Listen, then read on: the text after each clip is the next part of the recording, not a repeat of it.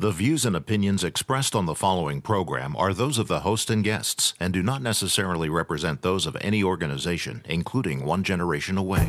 The freedom of a people to choose its leaders is the root of liberty. Keep alive this experiment in liberty. Liberty, in case you've forgotten, is the soul's right to breathe. Government should be very minimal in protecting liberty. Peace cannot be purchased at the cost of liberty. The sturdy ground of liberty. Liberty once lost is lost forever. Fight for their liberty and for our security. Guarantees individual liberty. This great republic, born alone in liberty. Liberty. Liberty. Liberty. Liberty. Liberty. Liberty. Just how much do you want liberty? This is Liberty Nation with Tim Donner, a production of LibertyNation.com. cutting through the double talk, taking on the topics, going after what the politicians really mean, and making it all clear.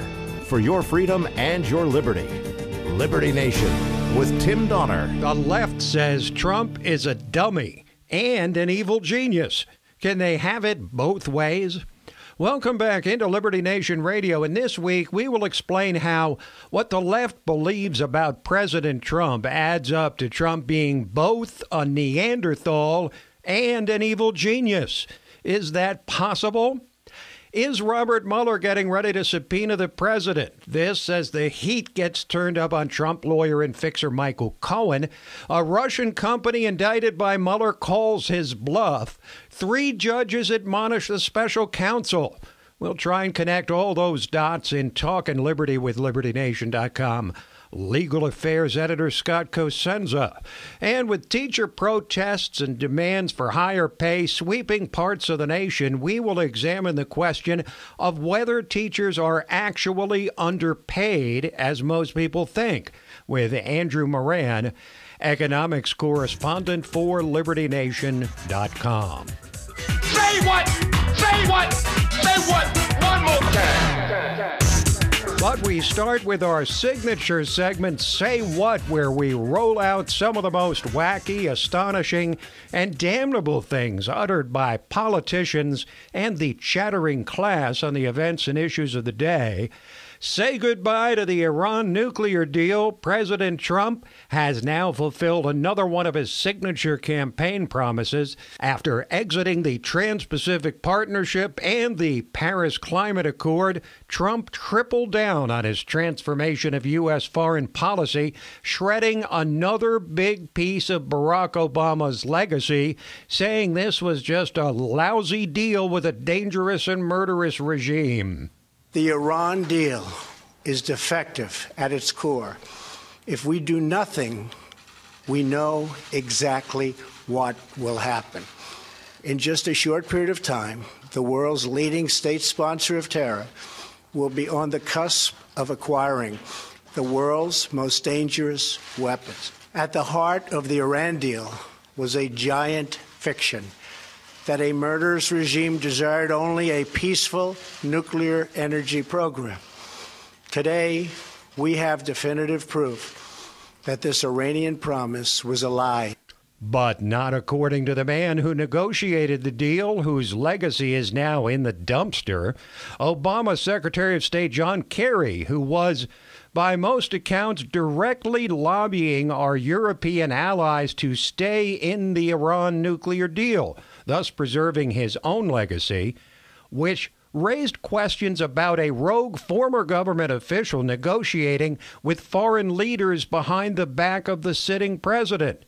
But Kerry minimized the fact that Iran continues to expand its missile program and is deeply involved in Yemen and, of course, in the Syrian civil war. Yes, we have concerns on the missiles, on Yemen, other things, but we should be working on those.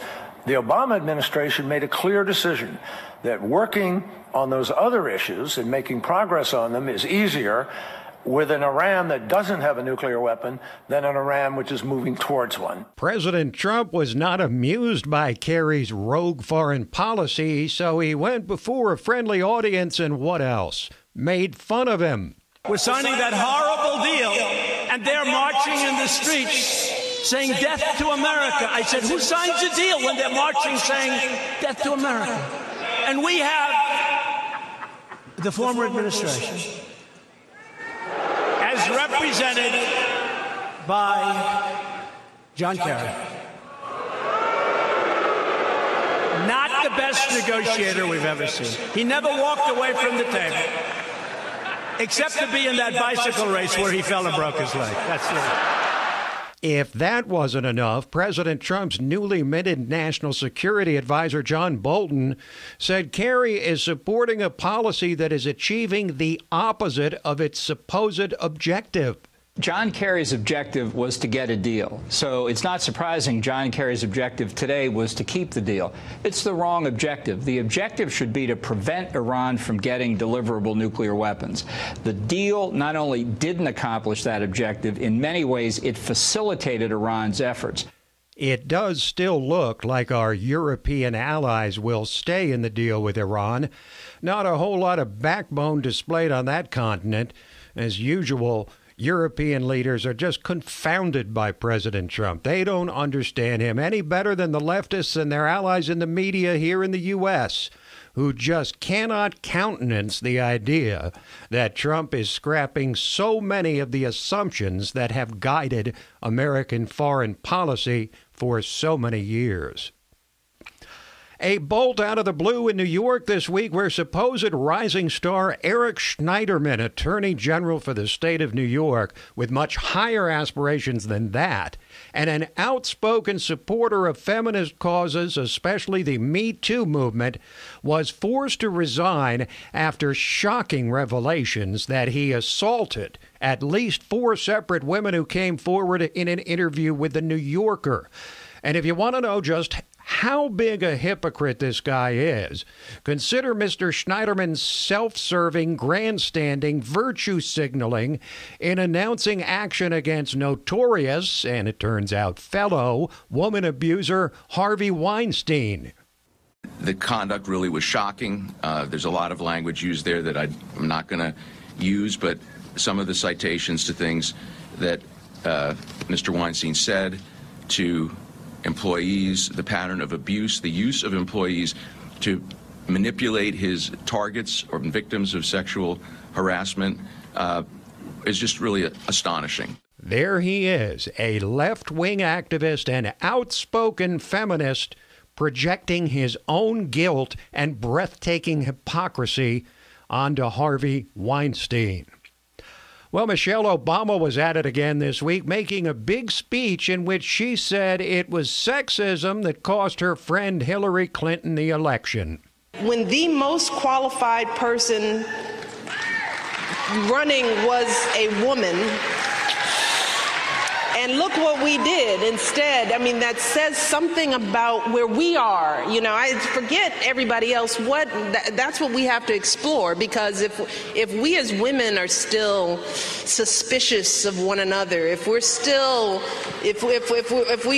have this crazy bar for each other that we don't have for men, yeah.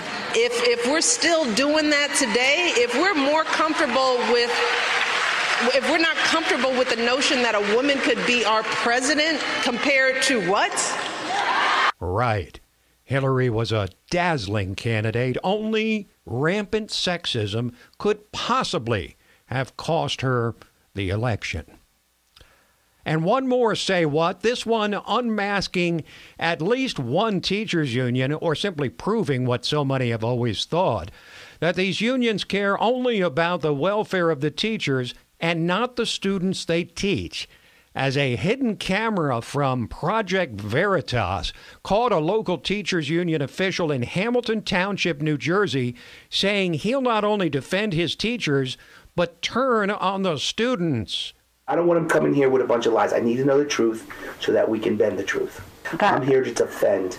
No matter the worst teachers in the world, I have defended. If he comes to me tomorrow, I'm going to date it back to the day after the incident. Okay. He was upset. He was worried. He did shake the kid. So if they said there was bruises, yeah, there was bruises where? I got to ask him where he hit him. Mm-hmm. And I said, yeah, because he was trying to put him back in the seat because he was getting physical. And he was we reverse it onto the kid. We have figured these teachers' unions would do anything to protect their teachers at all costs. But to reverse the blame onto a student, that takes it to a whole new level. And from there, we will segue seamlessly into a discussion about teacher pay. Is it too low, as most people believe? Andrew Moran of LibertyNation.com says not so fast, and he'll join us to explain. Don't forget to use Liberty Nation's new audio feature so that you don't miss your dose of truth and facts no matter how busy you may be. Now you can get narrated versions of all our top stories by simply clicking on the Play SoundCloud or Play in Browser tab in the Listen to the News section of our website. At LibertyNation.com, the truth is always just 2 clicks away. Liberty Nation with Tim Donner.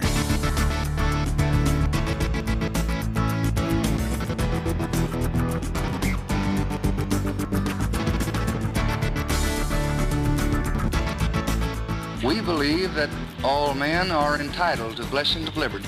This is Liberty Nation with Tim Donner. Well, if there's one thing you can say about LibertyNation.com, it's that we are not afraid to express our views and analysis in plain-spoken language. We are a PC-free zone. And in writing on the issue of teacher pay this week, Andrew Moran, our economics correspondent and libertarian supreme, let her rip. And here's how Andrew led the story. Across the nation, teachers have taken a breather from gender transition ceremonies and drag queen reading time to hold demonstrations, stage walkouts, and rally against state legislatures. From Kentucky to Colorado, instructors are leaving the classroom to demand higher compensation, better benefits, and improved retirement pay. And it appears they have support from most Americans. But Andrew, you're not buying into the widely accepted notion, almost a truism, that of course teachers are not paid enough. Take it from there. Well, I was looking at the data supplied by the Department of Education, the Bureau of Labor Statistics, and other publications like U.S. News and World Report, and I found that the average salary is around $55,000. Now, when you factor in things like benefits, retirement, 2 months off in the summer, 2 weeks off at Christmas, 1 week spring break, and all the other myriad of benefits, the compensation is pretty adequate. And then when tenure is added and teachers are working 15, 20 years, they're making 6 figures. So when they say that if teachers were underpaid, then there wouldn't be too many of them. In basic economics, in any job market, if a job doesn't pay a market rate, then people don't apply to them. But if you study the data, this isn't happening today. There are 3 million full-time teachers. Overall education employment has spiked according to the Federal Reserve economic data, and the average application to position ratio is about 4 to 1. And even some and some states like California have seen their public school enrollments decline. So now the question is, how do you define a fair salary? Of jobless teaching graduates, and it suggests that remuneration is above the market clearing level, not below. Schools may not want to hire more teachers because they can't afford them. So if schools can't pay teachers a higher salary, even with the budgets they have, and they constantly increase the budgets, then perhaps teachers are overpaid. So one more thing, the results should back up a compensation as well. So as I noted in the article, the U.S. spends the most money in education at about $13,000 per student. But the results, as we've witnessed over the last 20, 30 years, have declined. So, teachers want to boost their pay, but then the test score should increase too. But the opposite has happened. Teachers' compensation, overall spending has risen, but their grades are falling. So perhaps if there was a free market in education, teacher compensation would be tied to testing and testing results. Well, at the end of the last segment, we played a soundbite that came from a hidden camera from Project Veritas, where a teachers union official in New Jersey was caught admitting that he would not only twist the truth, but would turn any accusation by a student against a teacher back on the student. So the degree to which many of these teachers unions will go in order to protect and serve their teachers is rather breathtaking in this instance. But let me just clarify. So you're basically taking a simple supply and demand approach to this issue of teacher pay, saying salaries are what they are because there's high demand for most of these teaching positions, so they don't have to pay more for qualified teachers. Yeah, of course. Though I haven't seen data support this, but I really don't think parents want their children to learn about the 53 genders or, giving each other foot massage like they're doing in Sweden. I think that depending how you define qualified, I think you mean teachers with more educational credentials. So if there were a free market in the education sector, it would be much more likely that teachers who specialize in mathematics, science, coding, engineering, a lot of the STEM fields, and also help their pupils would perform really well, would actually command higher pay than what they're doing now.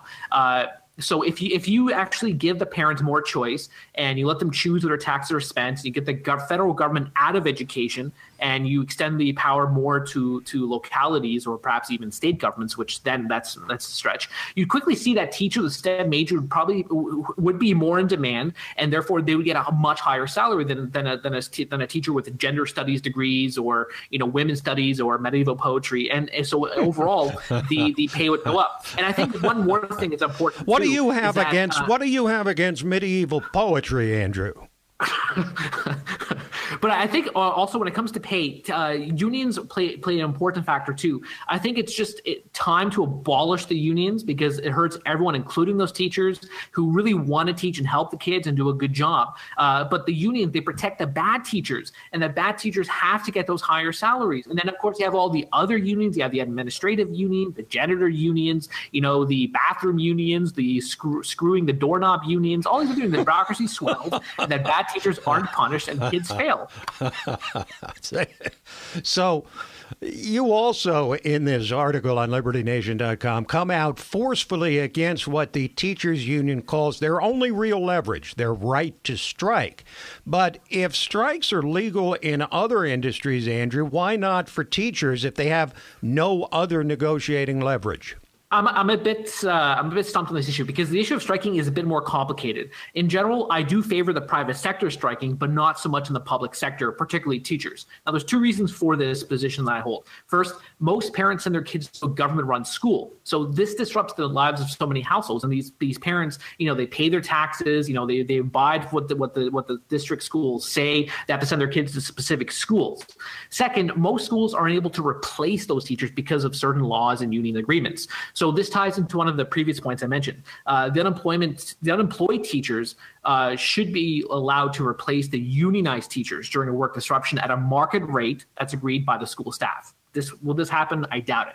But two things would happen in this case. If teachers do provide enormous value and are worth all the money in terms that they demand, they march on the streets and they shriek and scream and pout, then the school would actually reach a settlement. On the other hand, if schools refrain from doing this, then it may suggest that teacher compensation is actually too much. Actually too much. So you can take it all the way to the other end of the spectrum. And you include in your article a list from the Heritage Foundation of some rather interesting and surprising facts, such as that public school teachers earn more than private sector teachers. Workers who go from non-teaching jobs to teaching jobs see their pay actually jump almost 10%. Teachers who shift to non-teaching gigs receive a 3% decrease, and any wage gap between teachers and everyone else vanishes when they're measured on cognitive abilities rather than years of education. Well, you're entitled to your own opinions, but as you say or imply in this article, you're not entitled to your own facts. That is correct. Thank you, Andrew. Thank you very much. Andrew Moran, economics correspondent for LibertyNation.com. Coming up, the left says Trump is a dummy and an evil genius. Can they have it both ways? Liberty Nation with Tim Donner.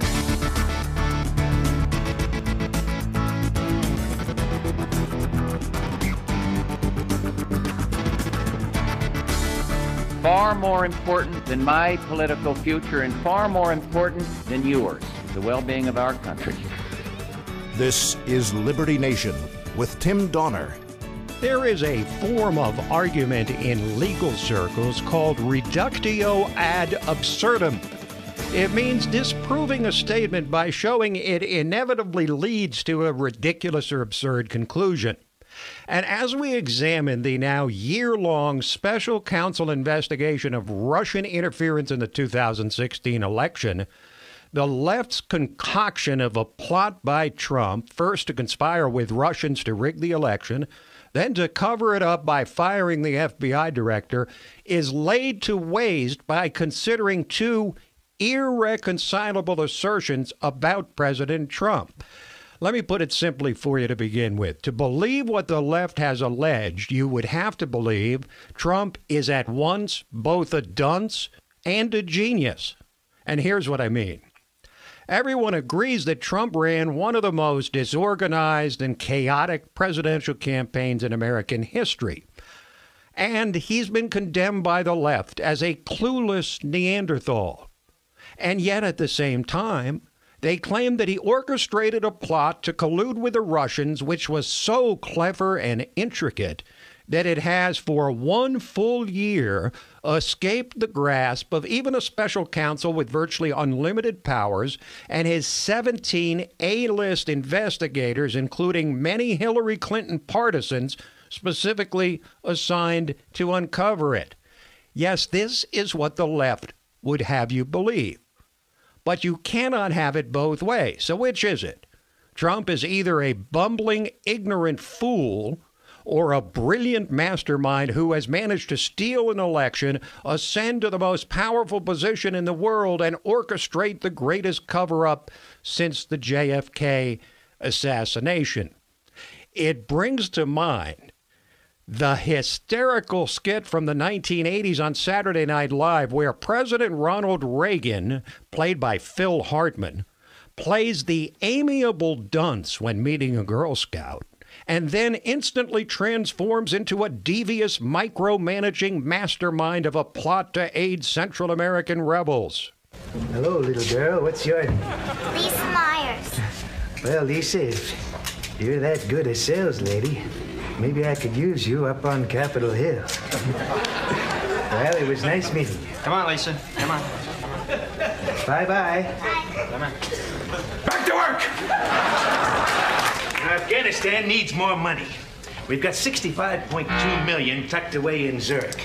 Now, if we hold it there for another 30 days at 7.28% interest, that's roughly $400,000. $397,200. And 85. I know. Don't waste my time. Now, maybe the answer for the left would be to claim that Trump is a so-called idiot savant, a person who's considered mentally handicapped but displays brilliance in a specific area. Of course, the left and their handmaidens in the elite media have moved on from collusion after myriad futile attempts to connect unconnectable dots, now switching their focus to an absurd allegation of obstruction of justice or anything else they can think of on a given day, as if the firing of James Comey was something the left actually found abhorrent. But here's a question that the left refuses to answer. How many leftists wanted Comey fired the moment he reopened the Clinton email investigation in the waning days of the 2016 presidential campaign? Virtually all of them. And yet now they depict Comey as some sort of earnest patriot standing up to a fascist bully, and they assert that his entirely legitimate, constitutionally authorized firing constitutes obstruction of justice because it was Trump who dropped the axe? That Trump actually thought by firing Comey he would end the investigation? That whoever followed Comey into the top spot at the FBI or de facto Justice Department head Rod Rosenstein would simply cancel the probe? Now, that would take Trump ignoring the entire and obvious history of how federal investigations are conducted. They rest not on the desires of the FBI director, but the political forces which launched these probes. So when it comes to Trump understanding the consequences of his own actions, the left returns from Trump, the mastermind who orchestrated a plot to take over the country, to Trump, the non-amiable dunce. What the Democrats really believe is that all Trump did was nothing. He did nothing to stop the Russians from whatever independent activity they engaged in to embarrass Hillary Clinton and throw the election into turmoil. as if the left would have stepped in and stopped the Russians if they were similarly undermining Donald Trump. Get serious. But they can't say this because it would amount to an admission that Trump had nothing to do with Russian interference. So let's get to the bottom line here. The left, from Hillary Clinton all the way down to the bile-spewing leftists at the bottom of the food chain, will never surrender their belief that this country could not, would not ever elect a troglodyte like Trump unless foul play was involved. To this day, they still cannot accept that the woman labeled as the most qualified candidate ever to seek the presidency could possibly lose straight up to this guy.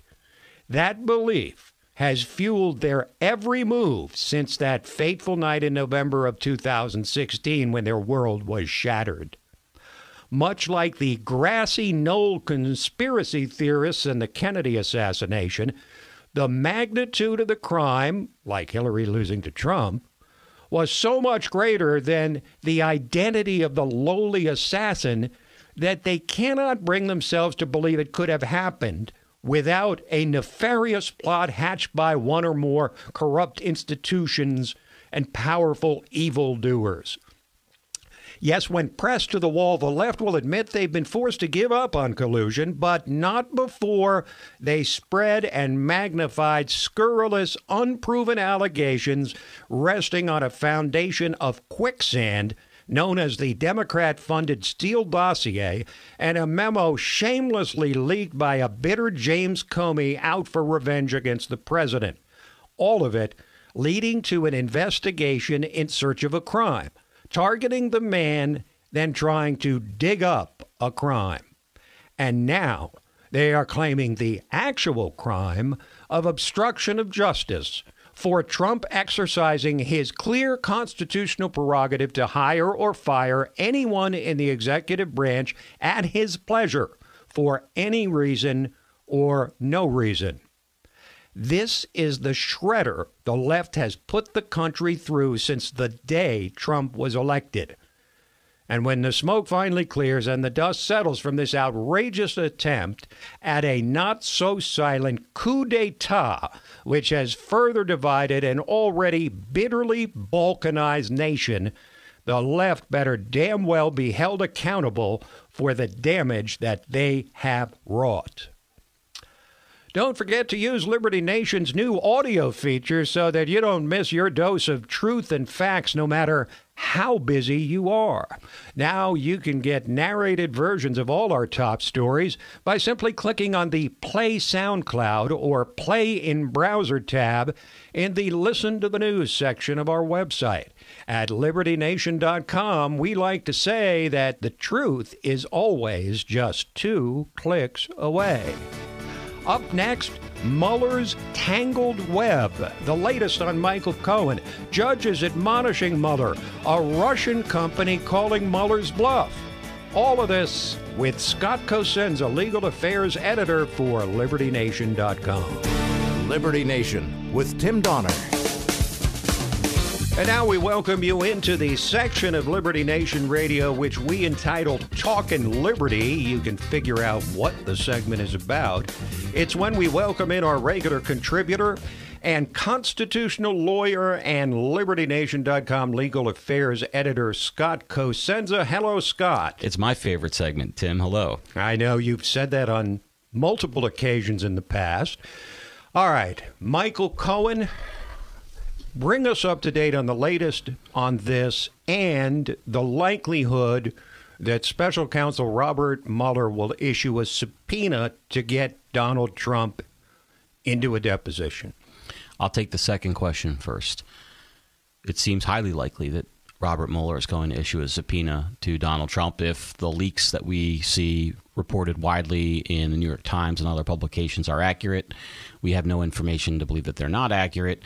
Most recently this week, we learned from one of those stories that Mueller's office declined to accept or issue written questions that the president would then be able to respond to in a written fashion. And so we know that he's, again, through another leak, that he said that he would subpoena the president if he refused to voluntarily answer questions or go before the grand jury voluntarily. Alan Dershowitz, Harvard law professor and civil libertarian, thinks that may be able to be beat in court, meaning if Trump challenges the issuance of the subpoena, there are a number of ways that he can challenge it. Number one is the basis that he's not subpoenaable. Okay.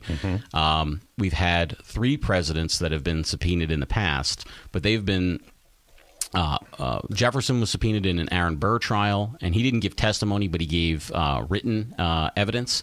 And Nixon was subpoenaed pursuant to the Watergate investigation, and he again didn't testify, but he gave transcripts of tapes and then the tapes themselves. Bill Clinton was going to be subpoenaed to testify, but before the subpoena was issued, he came to an agreement and voluntarily submitted to an examination. So we've never actually had this fight that we may see.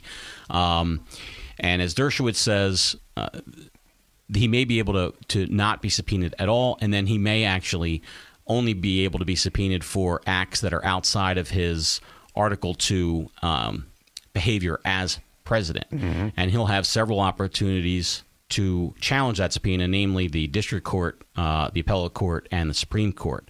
So that's the subpoena issue.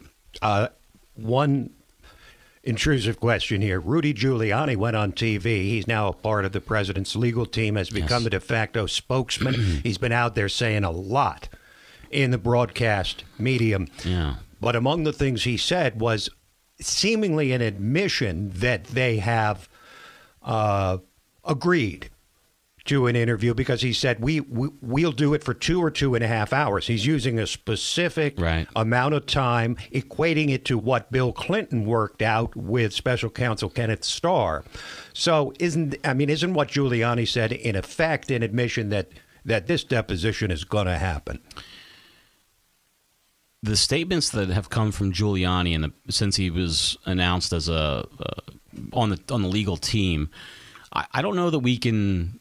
They don't seem to be like they're in lockstep, Tim. So whether that's an actual settled point or a negotiating tactic or just something that he put out there, I think it's a little premature to kind of hang our hat on that. But perhaps that is what they'll do. And that is certainly one way to limit the sort of fishing expedition that could be possible with an open-ended thing. Now, Mueller seems to have all the power here politically, in the sense of he could just say no. You'll submit to, you couldn't say that, Tim, if they wanted to bring you before a grand jury and examine you about something. You couldn't say, well, I'll come for 2.5 hours. No, you'll go there for as long as they say. Right.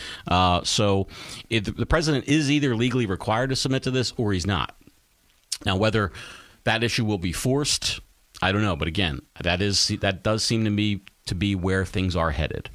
Okay, big developments, or potentially big developments, regarding Michael Cohen, the Trump lawyer and fixer, who's under criminal investigation by federal prosecutors in New York now, referred there by Special Counsel Robert Mueller.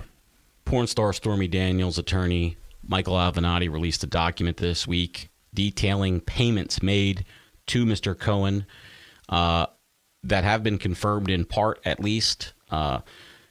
7-figure payments, and at one payment that has been alleged, I don't think this has been confirmed, but was it $500,000 by a Russian oligarch? Yes. And Mr. Avenatti has alleged that it counts as a reimbursement of the $130,000 payment that they made to Stormy Daniels to keep her mouth shut. Isn't that a stretch? It seems to be a stretch, Tim. It certainly does. It seems to be. Mr. Avenatti is not a federal prosecutor. He's not a banking regulator. He's a self-appointed. He's the male version of Gloria Allred, yes? No, he's much more effective than Gloria Allred, I think, because we do have confirmation of a number of these payments. So it doesn't look good for Mr. Cohen. Now, I don't know if it doesn't look good for him legally speaking. There are registration requirements for certain lobbying activities that he may have run afoul of, but the stink of it is not good. So. All right, so Michael Cohen, that case could well continue past when the special counsel investigation is over because it was a criminal referral to federal prosecutors in New York, which means when the special counsel investigation is over, that doesn't mean the case against Cohen is over. Right. All right. There are other things going on that affect liberty, yes. Scott, believe it or not. Like Google planning to ban ads for bail bonds effective in July of this year. I think this is one that'll go under the radar, to be sure, but you see a larger issue at play here. Yes, Tim. Part of their free speech offensive or offensive against free speech, and I think that it is typical of what you would call the one-step thinking of so many on the opposite side of the aisle, which is to say, we don't like the bail system in this country. It negatively affects minorities. Well, what are we going to do about it? Well, let's ban bail advertising on our platform. Well, who does that hurt the most? Does it hurt? It hurts the victims that they claim that they're trying to protect. I mean, the logic. How can they not Scott, see it, Tim? I mean, the logic. How can they not see it? It's like you know what it's like to me. Sorry to interrupt, but it brings to mind the whole thing about applying a huge tax on cigarettes. Well, lower income people tend to smoke more cigarettes. If you're making minimum wage and you make cigarettes $10 a pack, who are you hurting? It's the most regressive tax you could possibly have, and this is regressive against the people that Google and their left-wing allies are pretending to protect. It's not on the list, but Scotland just did that very thing with low-end alcohol, right? So if you want to buy a nice Highland 20-year cask malt, the taxes or whatever, but the cheap whiskey, right, the rot gut that the poor people drink, they've just now added hugely confiscatory taxes, again, hurting the lowest. So, yeah, I don't understand why Google can't just be for free speech. And in any case, minorities and people who are related to those who are locked up, who are looking for a solution, are going to be the ones most negatively affected by this. It just doesn't make any sense, and I think it negatively affects the liberty of the people who are locked up, who, by the way, would actually benefit from competing resources for the bail bond business. Absolutely. Right? It's like any other business. Yeah. Well, we ought to start a new a new website called GoogleNanny.com. Yeah. Free speech is something that everybody knows about, from the First Amendment to the Constitution, literally